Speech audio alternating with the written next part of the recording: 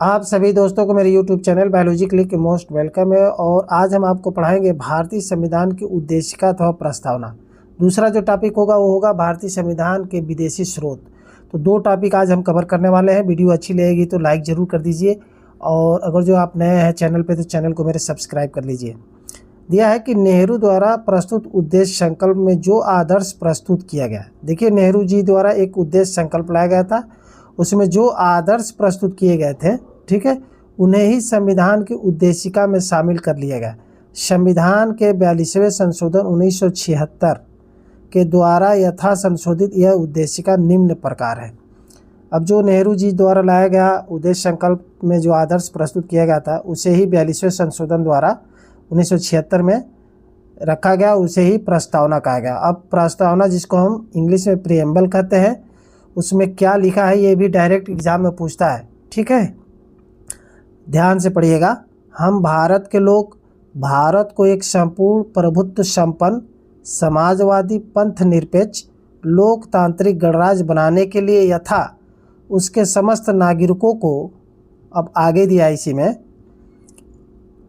दिया है कि सामाजिक, आर्थिक और राजनीतिक न्याय, विचार, अभिव्यक्ति, विश्वास, धर्म और उपासना की स्वतंत्रता, प्रतिष्ठा और अवसर की समानता प्राप्त करने के लिए यथा उन सब में, अभी और भी आगे है, उन सब में व्यक्ति की गरिमा, राष्ट्र की एकता और अखंडता सुनिश्चित करने वाली बंधुता बढ़ाने के लिए, हाँ, और आगे दिया है दृढ़ संकल्प होकर अपनी इस संविधान सभा में आज तारीख 26 नवंबर 1949 ईस्वी मिति मार्ग सिर शुक्ल सप्तमी संवत 2006 विक्रमी को एतद द्वारा इस संविधान को अंगीकृत, अधिनियमित और आत्मार्पित करते हैं। आप ज्यों का ज्यों रट मारिएगा एकदम, क्योंकि सेम टू सेम एग्जाम में कभी कभी आगे पीछे टॉपिक करके पूछ देता है, उसको मिलाने के लिए। ठीक है, तो ये रहा प्रस्तावना। अब थोड़ा नोट में जानते हैं नोट में क्या दिया है। तो नोट में दिया है भारतीय संविधान में प्रस्तावना का विचार अमेरिका के संविधान से, याद रखिएगा, और प्रस्तावना की भाषा ऑस्ट्रेलिया के संविधान से लिया गया है। यानी जो भारतीय संविधान में जो प्रीएम्बल है वो अमेरिका के संविधान से, जबकि उसकी जो लैंग्वेज है वो ऑस्ट्रेलिया के संविधान से ली गई है। अब प्रस्तावना की मुख्य बातें थोड़ा जान लेते हैं। तो संविधान की प्रस्तावना को संविधान की कुंजी कहा जाता है। बहुत इंपॉर्टेंट चीज़ है संविधान की कुंजी, संविधान की प्रस्तावना को। और संविधान का आत्मा किसको कहते हैं, आप कमेंट करके हमें बताइएगा। अगला दिया है कि प्रस्तावना संविधान का आरंभिक अंक होते हुए भी कानूनी तौर पर उसका भाग नहीं माना जाता है। एक्चुअली ये संविधान के लिए है, तो इसको कानूनी तौर पर उसका भाग नहीं माना जाता है। ठीक है, अब इसमें दिया है कि प्रस्तावना के अनुसार संविधान के अंतिम समस्त शक्तियों का केंद्र बिंदु अथवा स्रोत भारत के ही लोग हैं। ये सबसे ज़बरदस्त चीज़ है कि जो भी संविधान के अंतिम और समस्त शक्ति है या केंद्र बिंदु है प्रस्तावना के अनुसार, ठीक है, वो कौन है, तो वो भारत के लोग हैं। यानी सारी संप्रभुता और शक्ति किस में है, भारत की जनता में। ठीक है, प्रस्तावना में लिखित जो शब्द है यथा, जैसे हम भारत के लोग इस संविधान को, यहाँ तक पूरा जैसे लिखा है ना, हम भारत के लोग भारत को एक संप्रभुत्व संपन्न गणराज्य, ये पूरा यहाँ तक ऐसे लिखा है, इस संविधान को अंगीकृत, अधिनियमित और आत्मार्पित करते हैं, भारतीय लोगों की सर्वोच्च संप्रभुता का उद्घोष करता है। यही वो चीज़ है कि जहाँ पे हम भारत के लोग आ गया है ना, ये वाला चीज़ ये बताता है कि भारतीय लोगों की संप्रभुता सर्वोच्च है। ठीक है, उसके आगे कोई नहीं है, चाहे वो कोई नेता हो, सुप्रीम कोर्ट का जज हो या कुछ भी हो, या राष्ट्रपति, कोई नहीं है। सब चीज़ संप्रभुता किस में, भारत के लोग में, भारत की जनता में। अब दिया है कि प्रस्तावना को न्यायालय में परिवर्तित नहीं किया जा सकता। ठीक है, यह निर्णय यूनियन ऑफ इंडिया बनाम मदन गोपाल 1957, याद रखिएगा, के निर्णय में घोषित किया गया। अभी आगे इसमें और बदलाव होगा, लेकिन ये भी जान लीजिए कि यूनियन ऑफ इंडिया बनाम मदन गोपाल 1957 के द्वारा जो प्रस्तावना है प्रीएम्बल, वो न्यायालय में परिवर्तित नहीं किया जा सकता है। अर्थात यदि सरकार या कोई नागरिक प्रस्तावना की अवहेलना करता है तो उसकी रक्षा के लिए हम अदालत की सहायता नहीं ले सकते। ठीक है, पहली बात तो ये हो गया। अब थोड़ा जो बेरूबाड़ी या बेरूबारी जो लिखा है, यूनियनवाद 1960 में आया, उसके बारे में जानते हैं। कह रहा है कि सर्वोच्च न्यायालय ने निर्णय दिया कि जहां संविधान की भाषा संदिग्ध हो, यानी भाषा जहां पे संविधान की समझ में ना आए, संदिग्ध हो, अस्पष्ट ना हो, वहां प्रस्तावना विधिक निर्वचन में सहायता करती है। बहुत इंपॉर्टेंट बात है। बेरूबारी यूनियनवाद 1960 में ये दिया गया था कि जहां भी भाषा समझ में ना आए वहाँ पे हम प्रस्तावना का सहारा ले सकते हैं। ठीक है। बेरूबारी बाद में ही, इसको बेरूबाड़ी भी कहते हैं। ठीक है। तो बेरूबाड़ी बाद में ही सर्वोच्च न्यायालय ने प्रस्तावना को संविधान का अंग नहीं माना। ये समझिएगा, संविधान का अंग नहीं माना, इसलिए विधायिका प्रस्तावना में संशोधन नहीं कर सकती।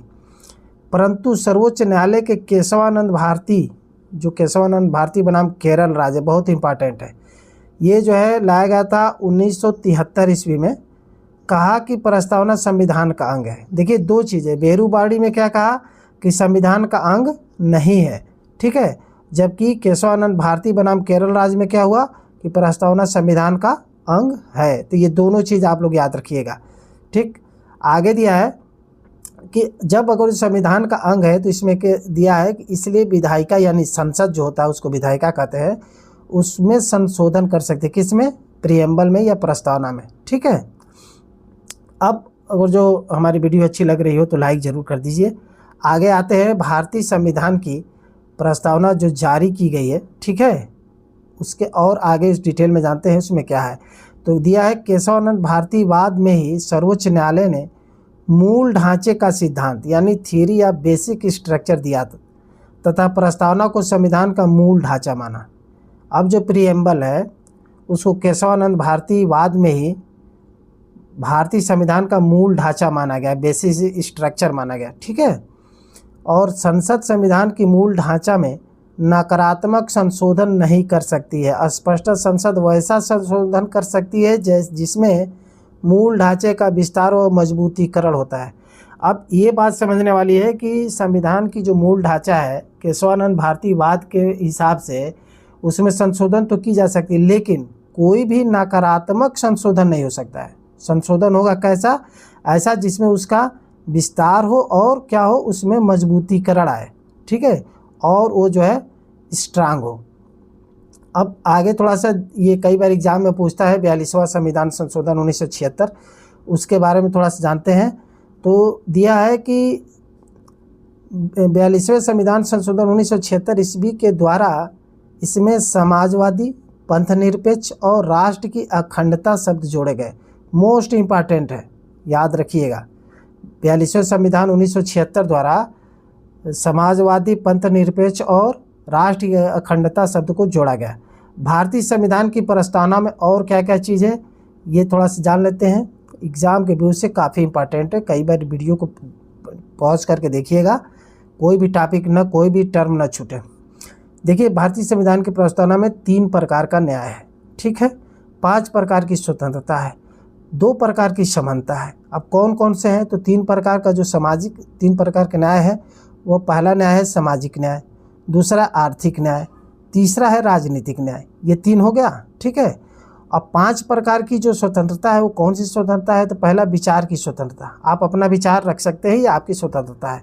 अभिव्यक्ति यानी बोलने की स्वतंत्रता, लेकिन आपकी अभिव्यक्ति वहाँ पे समाप्त हो जाती है जब दूसरे की किसी को हानि हो या नुकसान हो, दूसरे की गरिमा अगर जो आप नष्ट कर रहे हैं बोल के, तो वहाँ पे आपकी अभिव्यक्ति खत्म हो जाएगी। तो पहला तो विचार की स्वतंत्रता, दूसरा अभिव्यक्ति की स्वतंत्रता, तीसरा विश्वास की स्वतंत्रता और चौथा धर्म और उपासना, धर्म की स्वतंत्रता और उपासना की स्वतंत्रता। ये आपकी 5 प्रकार की स्वतंत्रता है जो दी गई है। और ऊपर आते हैं जो 2 प्रकार की समानता है, वो कौन कौन सी समानता है 2 प्रकार की? तो पहला है प्रतिष्ठा का समानता और दूसरा है अवसर की समानता। ठीक है, को सुनिश्चित किया गया है। अब हम आगे इसको और जानते हैं कि भारत का जो संविधान है वो विश्व का सबसे लंबा लिखित एवं सर्वाधिक व्यापक संविधान है। इसमें अन्य देशों के संविधान से अनेक प्रावधान लिए गए। हमारा जो देश का संविधान है वो पूरे वर्ल्ड लेवल का सबसे बड़ा व्यापक और लिखित संविधान है। नोट में थोड़ा सा जानते हैं, तो नोट में दिया है कि लिखित संविधान की अवधारणा फ्रांस की देन है। अब ये जो लिखने वाली जो स्टाइल है ना कि संविधान को लिख के रखा जाए, ये जो है देन है किसकी? फ्रांस की। प्रस्तावना में प्रयुक्त जो स्वतंत्रता, समानता एवं बंधुत्व शब्द है वे फ्रांसीसी क्रांति से ही लिए गए। उसी क्रांति में यह शब्द उत्पन्न हुए थे और वहीं से इस स्वतंत्रता, समानता और बंधुत्व शब्द को ले लिया गया है जो हमारे संविधान में है। ठीक, अब भारतीय संविधान की कुछ विशेषताएं हैं जो बहुत इंपॉर्टेंट है, उसको जान लेते हैं। पहला दिया है कि भारतीय राजनीतिक व्यवस्था में संविधान सर्वोच्च है। हमारी जो राजनीतिक प्रणाली है ना, आज लोग नेता लोग अपना सोच रहे कि हम ही सब कुछ हैं, पुलिस प्रशासन लेकर कोर्ट न्यायालय सब कुछ, तो ऐसा नहीं है। भारतीय राजनीतिक व्यवस्था में जो सर्वोच्च स्थान किसका है? तो संविधान सर्वोच्च है। ठीक है, संविधान का सर्वोच्च स्थान है। दूसरा है कि भारत का संविधान अपना अधिकार भारत की जनता से प्राप्त करता है। जो अधिकार भी मिला है संविधान को, कहाँ से मिला है? भारत की जनता से। अगला दिए भारत सरकार अधिनियम 1935, बहुत इंपॉर्टेंट है। वह संवैधानिक दस्तावेज है जिसका भारतीय संविधान तैयार करने में गहरा प्रभाव पड़ा है। देखिए 1935 के जो संवैधानिक दस्तावेज है वहीं से बहुत ज़्यादा संविधान में ज्यों का त्यों दस्तावेज को जोड़ दिया गया। भारत के संविधान में संघीय शासन, ठीक है, यानी केंद्रीय शासन शब्द का प्रयोग कहीं भी नहीं किया गया है। संविधान ने भारत को राज्यों का संघ कहा गया है। ये बहुत इंपॉर्टेंट बात है। ऐसा नहीं कि हमारे यहाँ केंद्रीय शासन चलता है, हमारे यहाँ राज्यों का एक संघ है। ठीक है, संघ तो है लेकिन किसका? राज्यों का संघ। ये बहुत ज़्यादा इंपॉर्टेंट बात है। अब भारतीय संविधान के विदेशी स्रोत को थोड़ा सा जानते हैं। भारतीय संविधान के जो विदेशी स्रोत हो उसमें भारत के संविधान के निर्माण में निम्न देशों के संविधान से सहायता ली गई। और पहला नाम दिया है संयुक्त राज्य अमेरिका का, जिसको हम यूएसए कहते हैं, यूनाइटेड स्टेट ऑफ अमेरिका।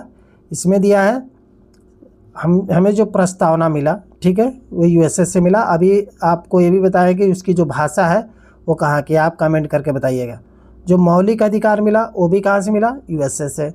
न्यायिक पुनर्विलोकन या पुनरावलोकन भी कहते हैं उसको, जैसे एक बार न्याय हो गया उसको दोबारा हम रीचेक करने के लिए भेजते हैं, अपील करते हैं, उसको न्यायिक पुनरावलोकन कहते हैं। वो भी कहाँ से मिला? यूएसए से मिला। फिर अगला दिया स्वतंत्र न्यायपालिका, यानी न्यायपालिका और जो विधायिका है वो अलग अलग हो, उसको स्वतंत्रता कहते हैं। ये कहाँ से मिला? वो भी यूएसए से। उपराष्ट्रपति का जो पद है वो भी यूएसए से लिया गया। और आगे और भी 2-3 चीज़ें दिया है, उसको जान लेते हैं। राष्ट्रपति और उच्च न्यायालयों के न्यायाधीशों को हटाने की जो विधि है, ठीक है ना, बहुत इंपॉर्टेंट एग्जाम में पूछता है, ये भी कहाँ से मिला? तो ये भी यूएसए से मिला। और वित्तीय आपात जो लागू होता है ना, वित्त के कारण जो आपात लग जाता है, वो भी कहाँ से मिला? यूएसए से। और समान संरक्षण अधिकार भी कहाँ से मिला? वो भी यूएसए के संविधान से लिया गया। तो ये कुछ पॉइंट है, आप लोग एक एक चीज़ें याद रखिएगा। अब हम ये देखते हैं कि ब्रिटेन, जिसको हम यूनाइटेड किंगडम कहते हैं, ब्रिटेन से हमारे संविधान को क्या क्या चीज़ मिला। तो सबसे पहला जो बिंदु आप यहाँ पे देख रहे हैं, संसदीय शासन प्रणाली। संसदीय शासन प्रणाली, संसद में कौन आता है? तो एक लोकसभा, एक राज्यसभा और एक राष्ट्रपति आते हैं। ठीक है, राष्ट्रपति। तो ये तीनों मिलकर क्या बना देते हैं? ये बना देते हैं संसद। ठीक है, तो जो संसदीय प्रणाली हुई है, लोकसभा, राज्यसभा और राष्ट्रपति, ये सब कहाँ से आया है? तो यूके या ब्रिटेन से आया है। एकल नागरिकता, एकल नागरिकता मतलब दोहरी नागरिकता नहीं है, जैसे अमेरिका में है कि राज्य का भी आदमी नागरिक है और केंद्र सरकार भी है, ऐसा नहीं है। और विधि निर्माण की प्रक्रिया, जो कानून बनाने का जो भी प्रावधान है, ये भी हम यूके से लिए हैं। संसदीय विशेषाधिकार, जो संसद का विशेष अधिकार होता है, वो भी यूके से। मंत्रिमंडल प्रणाली, और जो मंत्रिमंडल प्रणाली है, परमाधिकार लेख, ये सब क्या है? यूके के संविधान से लिया गया है। कुछ और भी 2 पॉइंट है, उसको भी देख लेते हैं। द्विसदनीयता, द्विसदनीयता मतलब लोकसभा, राज्यसभा, ये भी वहीं से लिया गया है। कानून के समक्ष समानता, ठीक, कानून के समक्ष क्या है? कोई भी नागरिक ऊंच नीच का भेदभाव नहीं करेगा, ना धर्म पात जात पात का करेगा। ये समानता भी हम यूके के संविधान से लिए गए हैं। अब जो आयरलैंड के संविधान से लिया गया है वो भी जान लेते हैं। तो जो नीति निर्देशक सिद्धांत, बहुत इंपॉर्टेंट है, मोस्ट इम्पॉर्टेंट, ये कहाँ से लिया गया है? नीति निर्देशक सिद्धांत, ठीक है, ये लिया गया आयरलैंड से। राष्ट्रपति द्वारा निर्वाचन मंडल की जो व्यवस्था होती है वो भी हम कहाँ से लें? आयरलैंड से। साहित्य, कला, विज्ञान, समाज सेवा के क्षेत्र में ख्याति प्राप्त व्यक्तियों का राज्यसभा में मनोनयन, जो राज्यसभा होते हैं उसमें ऐसे लोगों को भी लिया जाता है, मनोनीत किया जाता है। वो भी कहाँ से लिया गया है? तो आयरलैंड के संविधान से लिया गया है। पर ये वाला बहुत इंपॉर्टेंट है, नीति निर्देशक सिद्धांत, आयरलैंड वाली। बाकी और भी आप पॉइंट याद रखिएगा कि एग्ज़ाम के व्यू से कहीं मिस्टेक ना हो। अब आते हैं ऑस्ट्रेलिया के संविधान से क्या क्या लिया गया है। तो ऑस्ट्रेलिया में सबसे पहली जो बात है वो है प्रस्तावना की भाषा।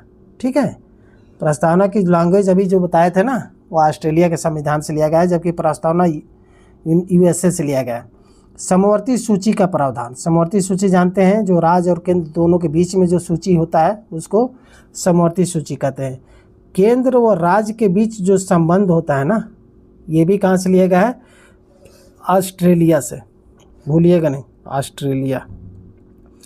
और शक्तियों का विभाजन, तो शक्तियों का विभाजन ये भी ऑस्ट्रेलिया से। संसद की दोनों सदनों की संयुक्त जो बैठक बुलाई जाती है ना, ये जो है ऑस्ट्रेलिया से लिया गया। देखिए कितना इंपॉर्टेंट चीज़ है। व्यापार, वाणिज्य और संपर्क की जो स्वतंत्रता होती है, ये भी ऑस्ट्रेलिया के संविधान से लिया गया है। अब जर्मनी के संविधान से कौन कौन से टॉपिक है उसको भी जानते हैं। तो जर्मनी से हमें मिला है आपातकाल के प्रावधान। ठीक, और आपातकाल के दौरान जो मौलिक अधिकार संबंधी शक्तियाँ हैं, हाँ, कुछ शक्तियों को जैसे हटाया जा सकता है, कुछ शक्तियाँ बरकरार रहती है, तो वो जो रूल्स है वो हमारे जर्मनी के संविधान से लिया गया है। ठीक, और अगला आते हैं कनाडा के संविधान से हमें क्या क्या प्राप्ति हुई है। तो कनाडा से संघात्मक विशेषताएं।